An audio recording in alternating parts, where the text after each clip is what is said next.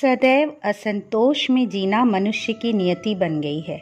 जिसके पास जितना भी है उसे उससे अधिक चाहिए, क्योंकि वह स्वयं को उससे अधिक का अधिकारी मानता है।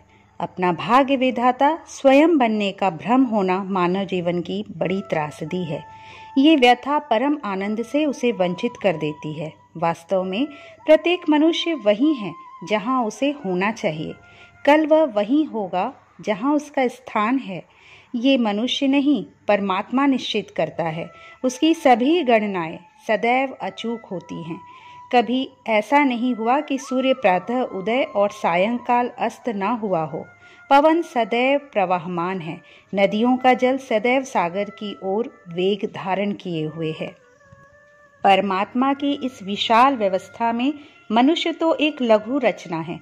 उसे मात्र अपने उस जीवन का ज्ञान है जिसमें वो जी रहा है।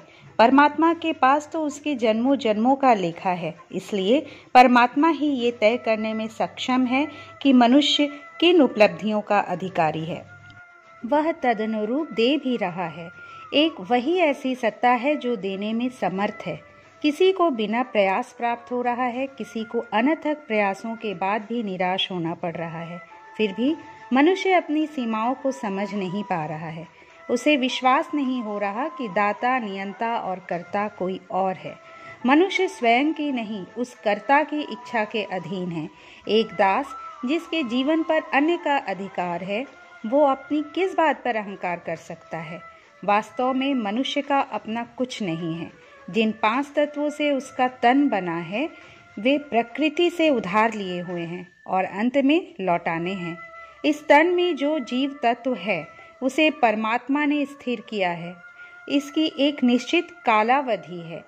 इसके बाद भी अहंकार का होना मनुष्य की अज्ञानता और उसके सुख में बंधन की तरह है।